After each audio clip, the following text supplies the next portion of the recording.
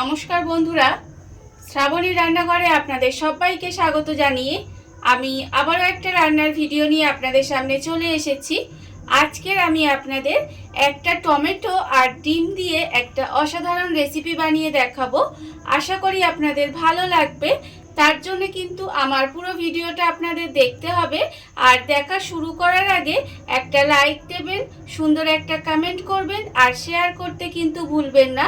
তাহলে চলুন আজকের আমি টমেটো আর ডিম দিয়ে কি বানাই সেটা আপনারা একবার দেখে নিন।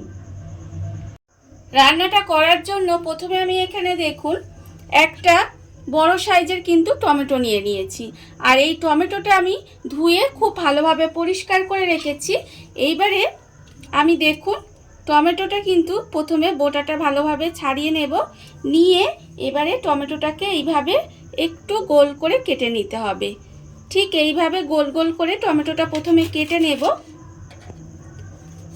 দেখুন এইভাবেই কিন্তু আমাকে গোল গোল করে পুরো টমেটোটা আগে কেটে নিতে হবে। টমেটোটা আমি এখানে দেখুন গোল গোল করে কেটে নিয়েছি। আর অন্যদিকে কিন্তু গ্যাসটা অন করে একটা কড়া বসিয়ে দিয়েছি। এইবারে আমি কড়ার মধ্যে দেব সর্ষের তেল। এখানে কিন্তু আমি খুব অল্প পরিমাণে সর্ষের তেল দেব।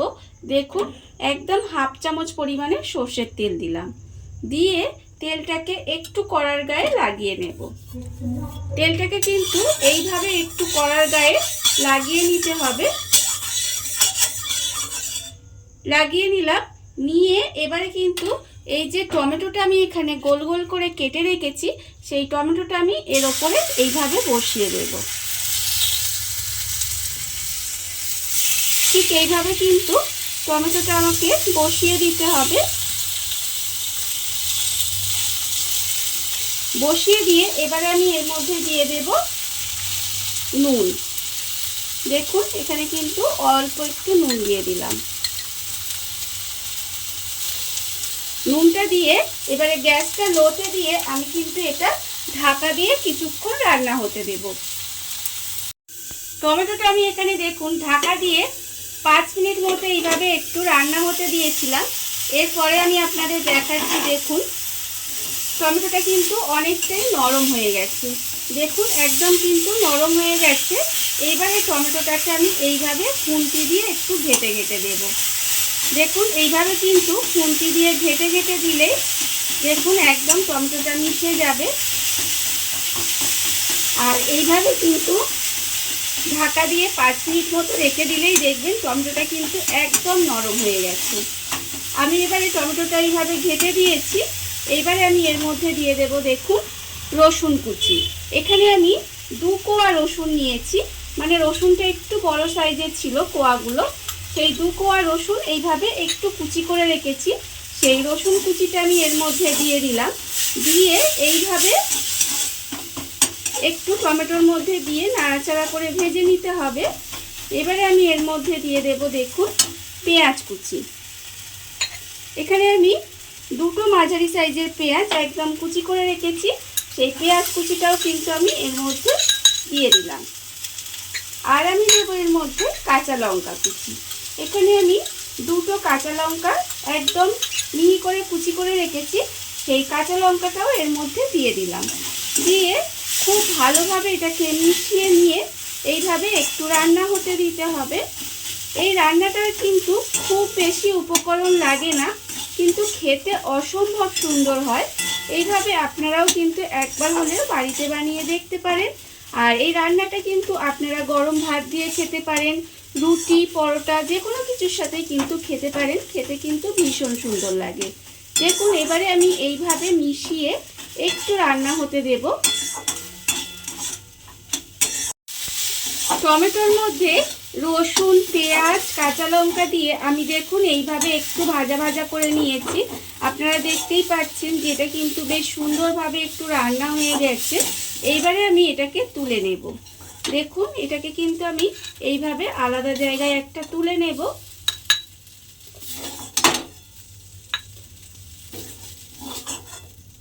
টমেটো পেঁয়াজ রসুনটাকে আর কাঁচা লঙ্কাটাকে কিন্তু আমি এখানে আলাদা একটা জায়গায় তুলে রেখেছি।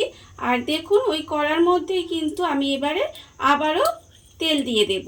এখানে আমি খুব বেশি তেল দিলাম না, 2 চামচ মতো তেল দিয়ে দিলাম। এবারে তেলটাকে একটু গরম হতে দিতে হবে। দেখুন এইভাবে কিন্তু তেলটাকে আমি একটু গরম হতে দেব।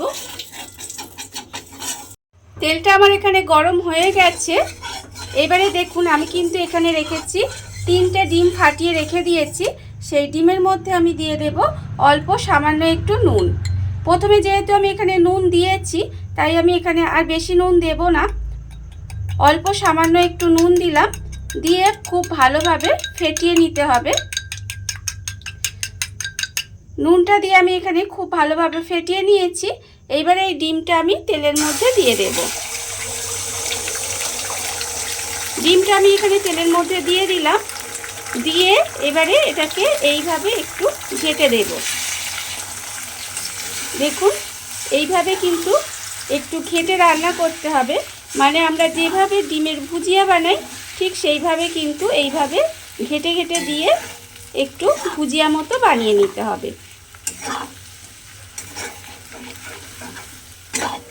দেখুন আমি কিন্তু এইভাবে প্রথমে ভুজিয়া মতো বানিয়ে নেব ডিমটাকে।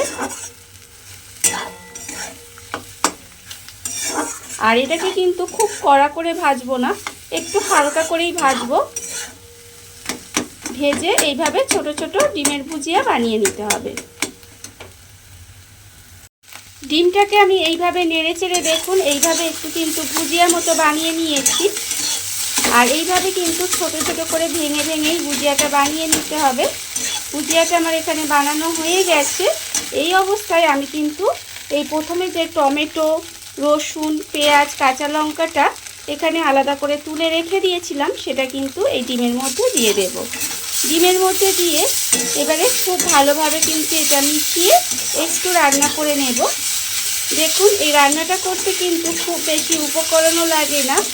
আর এইভাবে যদি আপনারা রান্নাটা করেন সময়ও কিন্তু কম লাগে আর খেতে কিন্তু অসম্ভব সুন্দর হয়। এবারে এটাকে আর কিছুই নয়, শুধু এইভাবে একটু মিশিয়ে রান্না করে নিতে হবে। আর এই সময় কিন্তু গ্যাসটা লোতে দিয়ে রেখে দেব, দিয়ে এইভাবে একটু রান্না করে নেব। সমস্ত কিছু একসঙ্গে মিশিয়ে এইভাবে নেড়েচেড়ে একটু রান্না করে নিয়েছি। এই ধরুন 1 থেকে 1.5 মিনিট মতো এইভাবে একটু রান্না করে নিয়েছি। দেখুন রান্না কিন্তু আমার কমপ্লিট হয়ে গেছে। এইভাবে আপনারাও একদিন বাড়িতে বানিয়ে দেখবেন, খুব কম সময়ে কিন্তু রান্নাটা হয়ে যায় আর খেতে কিন্তু অপূর্ব হয়। দেখুন রান্না আমার রেডি। এইবার আমি আপনাদের সার্ভ করে তারপরে দেখাবো। দেখুন বন্ধুরা, বাড়িতে থাকা কত অল্প উপকরণে কত অল্প সময় কত সুন্দর একটা টমেটো আর ডিমের রেসিপি তৈরি হয়ে গেছে, আপনারা দেখতেই পেলেন।